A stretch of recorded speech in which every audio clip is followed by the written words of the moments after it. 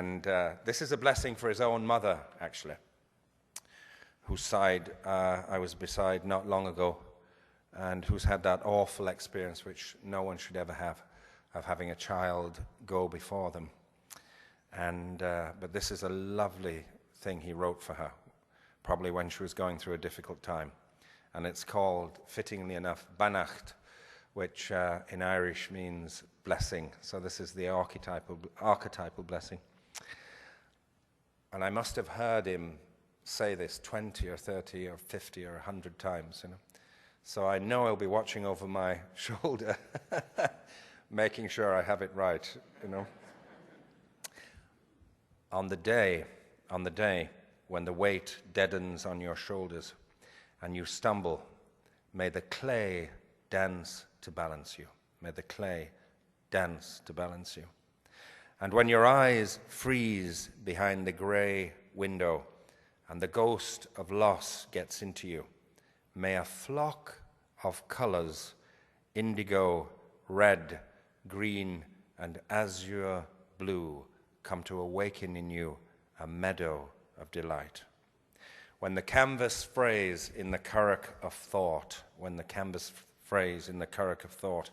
and a stain of ocean blackens beneath you, may there come across the waters then a path of yellow moonlight to bring you safely home.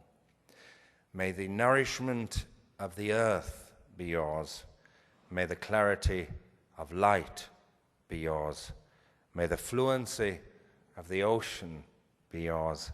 May the protection of the ancestors be yours. And so may a slow wind work these words of love around you, an invisible cloak to mind your life. An invisible cloak to mind your life. That word mind was a very intimate word to John.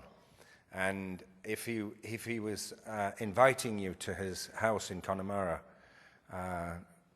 which he did very rarely actually to people outside of an immediate circle, he'd say, come up, we'll have a great time. He said, I'll really mind you, he'd say, you know. I'll really mind you, I'll really look after you, I'll keep you at the center of my thoughts. And John was a man of incredible hospitality.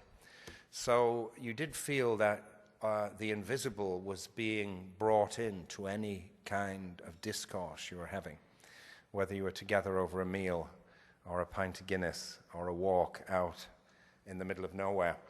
And you know that image in the poem, in the blessing there, where he says, when you see a stain of ocean in the currach of thought.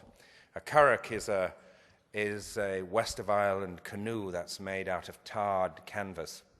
It used to be old tarred animal hides in the old days, and very easily ripped over rocks, but an astonishing craft in enormous waves. I've seen them out off the Aran Islands in waves that are 10 or 15 feet high, and they're riding in them as if they're riding a thoroughbred horse in many ways. But to look down and see a stain of ocean there meant, you know, that you were on the way out. And so there's this intimation in much of John's work that always bleeding through the secure perimeter of your identity is this vast oceanic creation, which is attempting to introduce you to the great drama that you're actually involved with, which your present identity as may have actually been formed to keep at bay.